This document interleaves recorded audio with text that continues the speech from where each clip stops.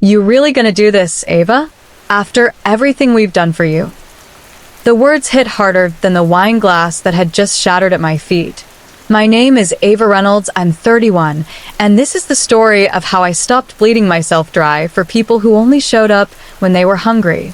I live in Chicago, but that night, I was standing in my parents' kitchen in Cincinnati, holding a $90 bottle of Merlot that neither of them had paid for, staring at the shards of glass on the floor like they were the pieces of my past snapping in real time. 3 hours earlier, I'd driven 5 hours across state lines to surprise my mother for her birthday.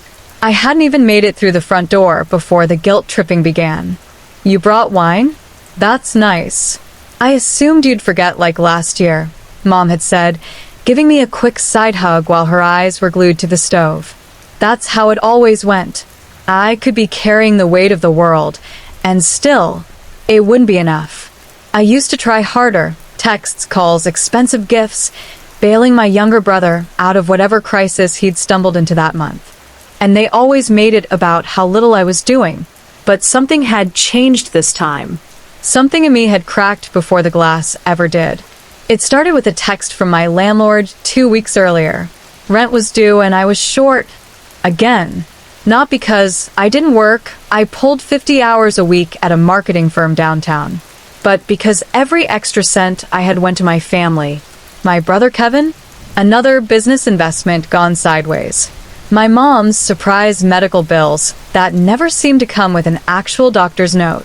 My dad's truck? In my name, on my insurance. I'd convinced myself for years that this was love. That love meant sacrifice. Even when it hurt. Especially when it hurt.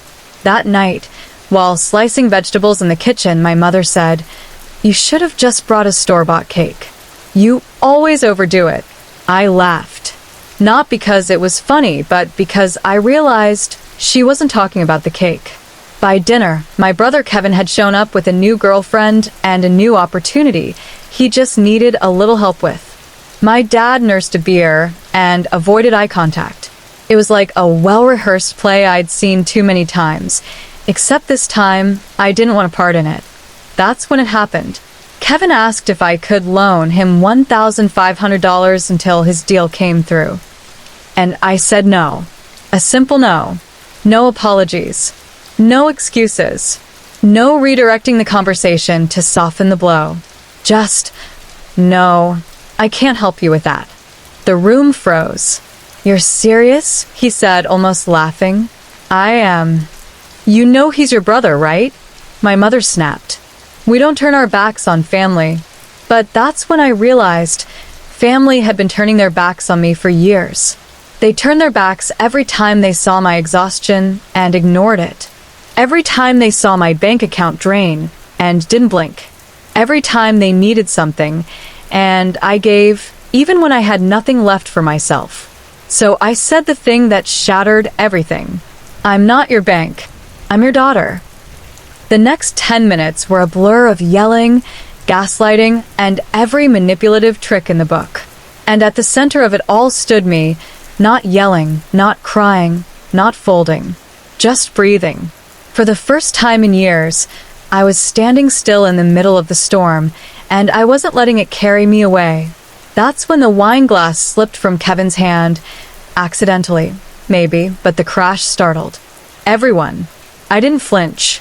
I just looked at the broken pieces and saw myself, past tense. I gathered my coat. I left the food on the table, untouched. I didn't wait for anyone to chase after me, because I knew they wouldn't. And that was okay. In the car, I didn't cry. I played a song I loved, rolled the windows down despite the chill, and let the wind remind me. I was alive. Not just breathing, not just functioning. Alive. I thought about all the ways I had bent myself into versions that made other people more comfortable. I thought about every dollar I sent to feel valued. Every silence I swallowed to keep the peace. Every apology I gave when I wasn't wrong. And then I promised myself, not this time. I tell this story not because I want pity. I tell it because someone reading this is tired. Tired of being the responsible one. Tired of feeling like their love is only valuable when it's transactional. tired of being needed, but never nurtured. And maybe, like me, you think setting boundaries makes you selfish. It doesn't. It makes you free. The next morning, I expected my phone to blow up with angry texts. It didn't. No missed calls. No voicemails. Just silence. The kind that hums in your chest and makes you wonder if you imagined the whole thing. If you overreacted. If you were the problem after all. I sat at the tiny kitchen table in my Chicago apartment, staring at the half-burnt toast on my plate like it held the answers. It didn't. But I ate it anyway because eating felt like proof that I was still here, still moving. The truth is, the silence didn't feel peaceful. It felt punishing. I'd expected rage. Maybe even drama. What I didn't expect was nothing. And somehow that hurt more. Like they were punishing me with absence. Like I didn't even matter enough to fight with. I called my best friend, Lena, around noon. She answered on the second ring. "Hey, you okay?" I paused. "I don't know." I told her what happened. Every word. Every shattered thought. Lena had been my friend since college, the kind of ride or die who'd shown up when my parents forgot my 26th birthday and sent me a single text. "Busy today. Hope you're good." She let me vent without rushing me. When I finally stopped, she said, "You didn't do anything wrong. You just stopped participating in your own mistreatment." That stuck with me. Stopped participating in my own mistreatment. I never thought of it that way. That maybe the cycle couldn't continue unless I kept playing my part. The rest of the day was a fog. I kept checking my phone like a phantom limb, half hoping, half dreading a message from my mom. By 9 p.m., I gave in and opened our last text thread. It was 2 months old. "Mom, we need to talk. Kevin's in a situation. Call me." I never replied. I sent the money instead. $800. Gone. Just like that. Now, the silence felt earned. Because if they couldn't use me, they didn't need me. On Sunday morning, I drove to Lake Michigan. I parked my car, took off my shoes, and walked barefoot through the damp grass toward the water. The skyline loomed in the distance, sharp and cold. But the waves were soft. I sat on a bench and opened my journal, something I hadn't touched in nearly a year. March 3rd, 10:17 a.m. I don't know who I am without the guilt. I don't know how to exist without earning every inch of love I receive. But I want to learn. I want to be more than useful. I want to be whole. Writing that felt like breathing for the first time. That night, I got a text from my dad. "Dad, you shouldn't have left like that. It upset your mother." "No, how are you?" "No, are you okay?" Just a reminder that my actions had consequences, but never theirs. I stared at the message for 10 minutes before I replied. I'm allowed to walk away from things that hurt me, even if it upsets people.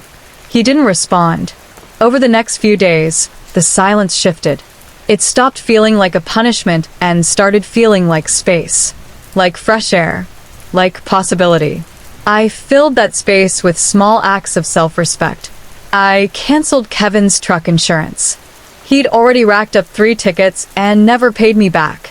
My name was no longer going to be tied to his recklessness. I also transferred my savings to a new account with a lock-in feature. No more quick transfers to help out. No more draining my future for someone else's mistakes. And on Friday night, I did something I hadn't done in years. I went to dinner, alone. There's a small Italian restaurant on the corner of Clark and Addison. I'd walked past it 100 times, always telling myself I'd go when things slowed down. But things never slow down when your life belongs to other people. So I made a reservation for one. The waiter didn't blink when I said, "Just me." I ordered wine, ate the pasta slowly, laughed to myself while reading a book I hadn't opened in 3 months. I watched couples talk, people toast, candles flicker. And for once, I wasn't jealous. I wasn't lonely. I was present. The bill came. I paid it. No panic. No dread. Just gratitude. Gratitude that for the first time in a long time, I was spending money on peace instead of damage control. That weekend, Lena and I met for brunch. "You look different," she said, buttering her biscuit. How? "I don't know. Like someone who just broke a curse." I laughed, but she was right. Because for years, I'd believed that love was earned through suffering. That my worth was in my usefulness. That I had to stay broken to keep people whole. But the curse was this. I was never broken. I was just bending over and over until I forgot I could stand up straight. Now I was remembering. Back in my apartment that night, I found myself scrolling through old photos. Birthdays, holidays, hospital visits, Christmases where I gave more than I received and smiled like it didn't matter. There was a photo of me and Kevin at our family's 4th of July barbecue last year. He had one arm around me and a solo cup in the other. My smile looked real. It wasn't. I deleted it. Not out of spite, but because you don't need to keep souvenirs from places you're not going back to. That week, I got another message. This time it was from my mom. "Mom, I hope you're happy. You've really distanced yourself." I stared at the screen, heart thudding, not with fear, but with clarity. I typed, then deleted. Typed again, then finally sent. I haven't distanced myself. I've returned to myself. There's a difference. She didn't reply. And that was okay. The silence after the storm isn't empty. It's sacred. It's the space where healing begins, where noise becomes clarity, where guilt begins to unravel, and truth finally has room to breathe. And in that space, I found something I never expected to. Peace. It's a strange thing, realizing your life was never really yours. I'd spent 31 years building myself around other people's needs, like scaffolding around a house I was never allowed to live in. But now, with silence where chaos used to live, I had room to ask the question, what does Ava want? It was terrifying. The first thing I did was rearrange my apartment. Not because I had to, but because I could. I pulled the dusty love seat away from the wall, swapped out the curtains for something sheer and golden, and bought a $22 print of sunflowers from Etsy. It wasn't a statement piece, but it made me smile. That felt like progress. I also cleaned out my closet. 3 trash bags of clothes I hadn't worn in years. Things I kept because I thought I should. Professional blazers for a life I hated, dresses I bought for events I never felt good at. Gone. With every item I tossed, I felt lighter, like I was shedding layers of guilt and expectation. But here's what no one tells you about rebuilding. It's lonely as hell. At first, I filled the silence with productivity. Work. Cleaning. Journaling. Walking around the city like I was auditioning for a rom-com montage. But when the noise quieted, when the dishes were done and the inbox was cleared, I felt the ache. Not for my family. For the version of me who tolerated anything just to feel needed. Because for years, being needed had been my only currency. Now that I wasn't bailing anyone out or wiring money or booking flights home, I felt useless. Like if I wasn't fixing someone, was I even worth keeping around? I brought this to therapy. Yeah, I finally booked an appointment. After a decade of telling myself I was handling it, I realized I'd been handling it the way someone hides a leak with duct tape. My therapist, Tasha, was calm, sharp-eyed, and called me out with kindness. "You're grieving," she said in our second session. Grieving what? The loss of your old role. The one where you were the fixer. The dependable one. The sacrificial daughter. I blinked.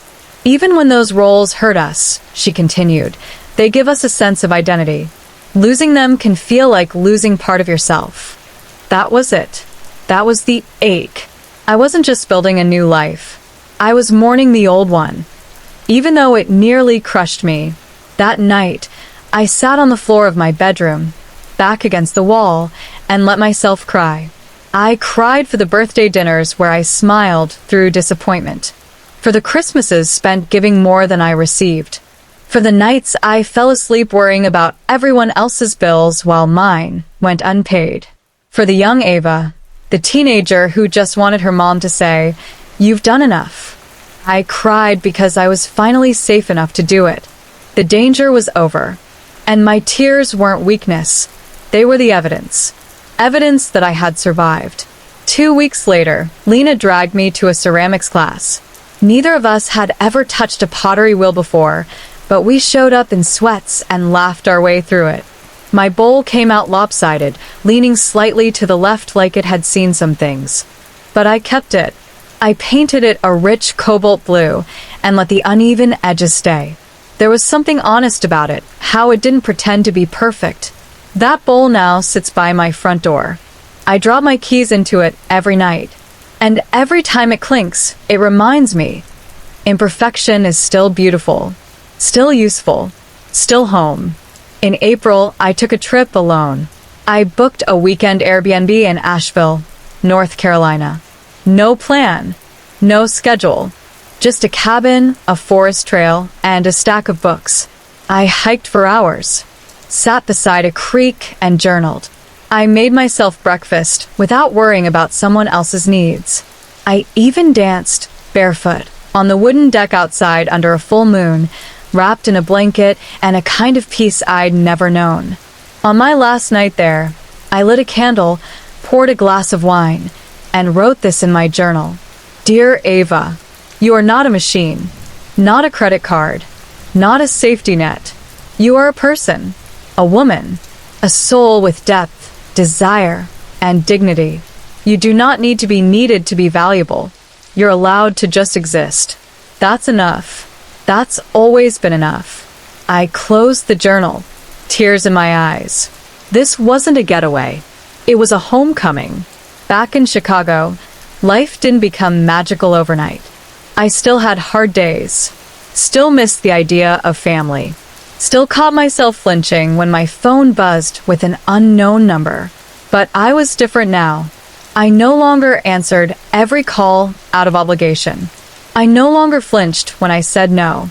I no longer apologized for resting. And most importantly, I no longer measured my worth by what I could give away. I got another text from Kevin in early May. Kevin, hey. Can we talk? I stared at it for a while. Then typed. Sure. But if this is about money, the answer is no. If it's about something real, I'm listening. He never replied. And I didn't follow up. That's growth. Not coldness. Not revenge. Just clarity. I started volunteering on Saturdays at a local women's shelter. Not because I wanted to be useful, but because I had overflow now. Energy. Time. Kindness that wasn't being drained by dysfunction. The women there had stories that echoed mine. Family betrayal, codependency, survival. And through them, I saw something that healed me. We are not alone. We are never alone in this. There are so many of us, silently breaking cycles, stitching ourselves back together with trembling hands. And every time we say, not this time, the world gets a little freer. Rebuilding isn't glamorous. It's messy. It's quiet. It's lonely at times. But it's also powerful. Because every brick you lay now, it's yours. Not borrowed. Not guilt. Not conditional. Yours. It started with coffee. Not romance. Not fireworks. Just two people standing in line at a local cafe on a rainy Wednesday morning, bonding over how long the barista was taking to steam almond milk. His name was Eli.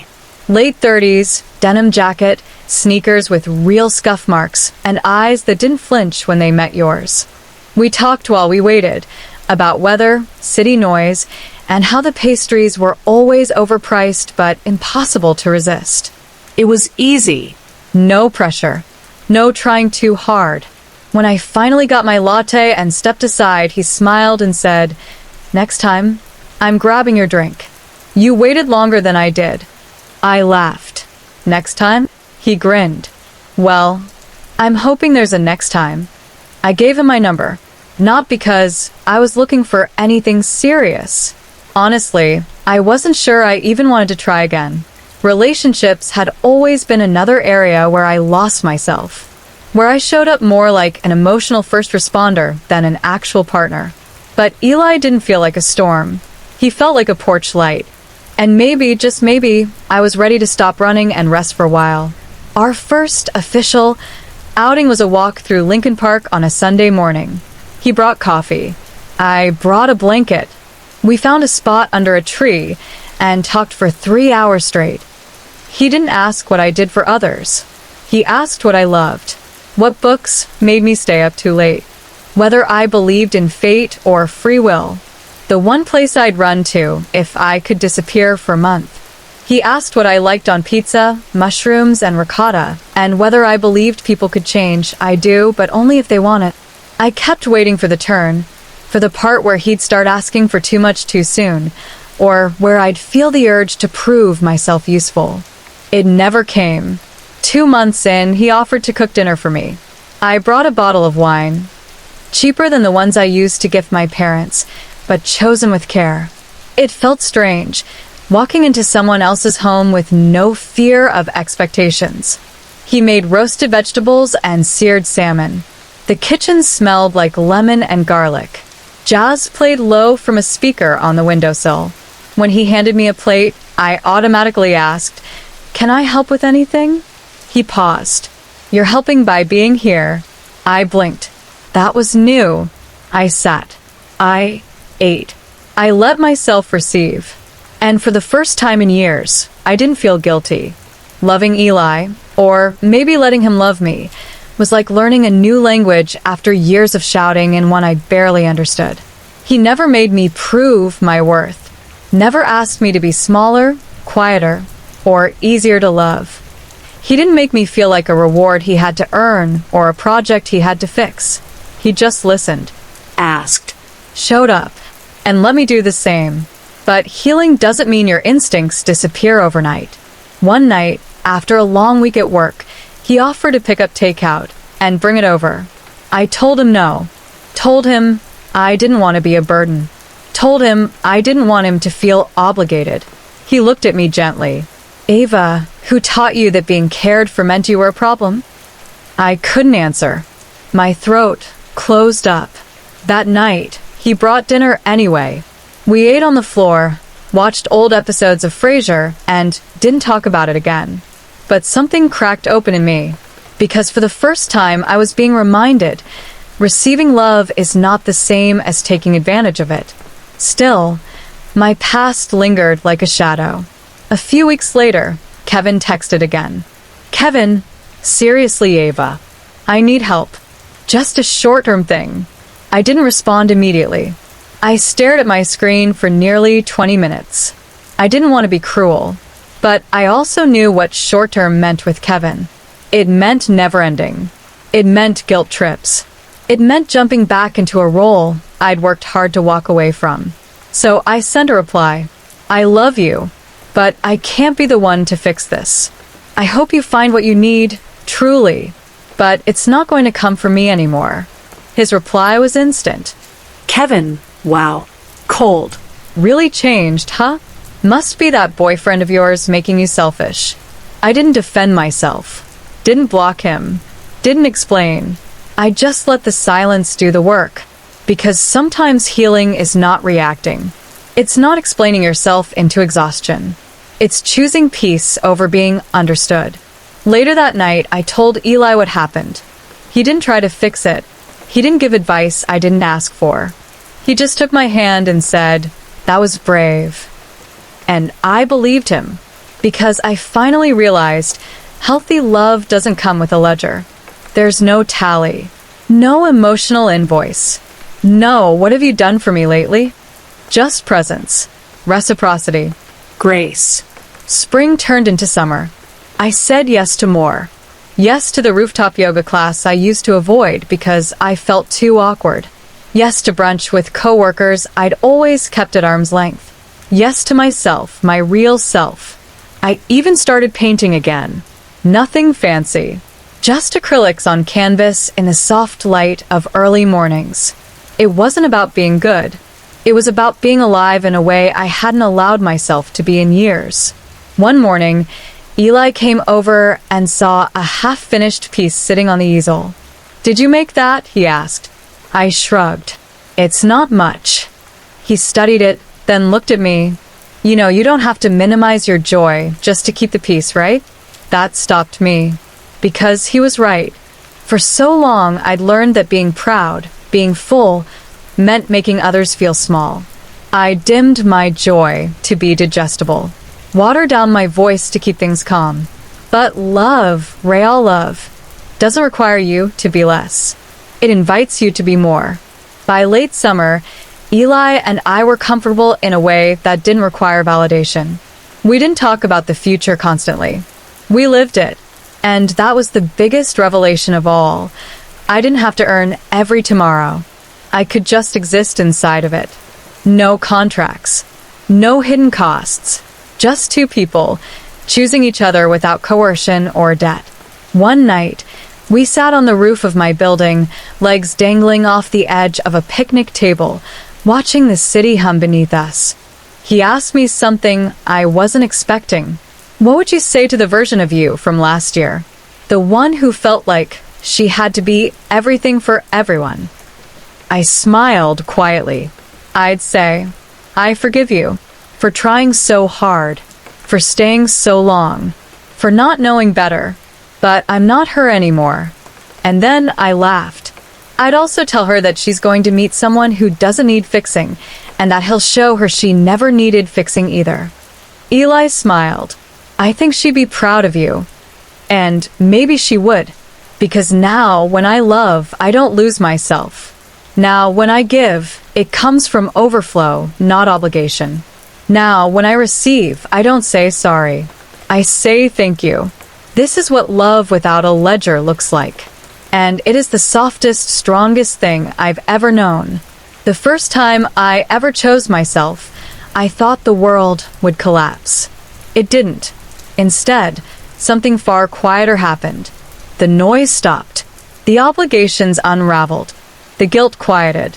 And in that stillness, I found someone I hadn't met in years. Me.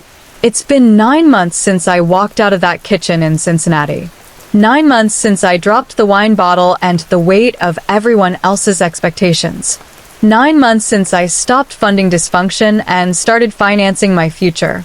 In that time, I've declined every call that came wrapped in guilt, unfollowed the narratives that kept me small, said no and meant it, said yes and wanted it, cried without apology, healed without permission. But perhaps the most radical thing I've done? I've stopped apologizing for existing. There was a moment last week that made it all real. I was walking through Grant Park, coffee in one hand, journal in the other, when I saw a little girl stumble while running ahead of her mom. She wasn't hurt, just startled. Her mom bent down, pulled her in close, and said, "You're okay. You just tripped. It happens. You're still strong." I don't know why it hit me so hard. Maybe because I had tripped so many times in life and no one ever said, "You're still strong." They said, "Fix it. Hurry up. We're waiting. This is your fault." So I internalized a truth that wasn't true at all. If I fall, I have failed. But healing taught me something else. Falling is human. Getting up is healing. And standing tall is freedom. When I got home that night, I opened my journal and wrote a letter. Not to Kevin. Not to my parents. Not even to Eli. But to her. The woman I used to be. The girl who tried so hard. The daughter who loved with her whole chest and got crumbs in return. The version of me who thought love meant sacrifice and silence. And because I know someone reading this might be her too, I want to share it with you. The letter I needed. Dear you, I know you're tired. I know the weight you're carrying doesn't belong to you, but you've convinced yourself it's your responsibility to hold it. You've spent years measuring your worth in favors, dollars, silence, and survival. You bend. You give. You stay, even when it hurts. But I need you to hear me now. You were never meant to carry the whole family. You were never meant to answer every 2 a.m. phone call. You were never meant to turn your heart into an ATM. You are not selfish for setting boundaries. You are not cruel for saying no. You are not broken for needing space. You are not their savior. You are not their scapegoat. You are not their solution. You are you, and that is more than enough. You deserve to be loved in full sentences, not footnotes. You deserve relationships that feel like rest, not rescue missions. You deserve softness, grace, and mornings that don't start with dread. And when the guilt comes, and it will, remember this. The people who benefit from your lack of boundaries will always call them betrayal. That doesn't make them right. That makes them loud. Don't mistake noise for truth. Don't mistake obligation for love. Don't mistake being needed for being cherished. You have done enough. You are allowed to change. You are allowed to grow beyond the roles they gave you. And when you do, the right people won't guilt you for it. They'll celebrate you. I see you. I love you. Keep going. Ava. I wrote that letter for myself. But if you're reading it, maybe it's yours too. Because somewhere out there is someone like I was. The responsible one. The fixer. The one who doesn't get checked on because everyone assumes she's got it. The one whose strength is praised while her pain is ignored. To you I say, you don't have to earn your place at the table by setting yourself on fire to keep everyone warm. You are allowed to choose rest, to choose joy, to choose you. I won't pretend that life now is perfect. It isn't. My family still doesn't understand the version of me that says no with a calm voice and steady eyes. Kevin still sends texts every few months, hoping I'll fold. My parents still think I'm distant. But here's the thing. Peace feels a lot like distance when you've lived in chaos for too long. And I'd rather be distant and at peace than close and constantly drowning. As for love, Eli and I are still here. Still choosing each other in small ways that don't require sacrifice, only presence. He doesn't fix me. I don't perform for him. We just see each other. And that is enough. Not a perfect ending, but a beginning. A quiet, powerful truth you can carry with you wherever you go. You are not what you do for others. You are not what others failed to give you. You are not defined by who you couldn't save. You are allowed to take up space. You are allowed to rest without explaining. You are allowed to walk away from love that costs your peace. And you are allowed to build something new. Start today. It doesn't have to be big. It doesn't have to be loud. Just make it real. Because if you're reading this, maybe it's time you finally wrote a new chapter, too. With all my heart, Ava.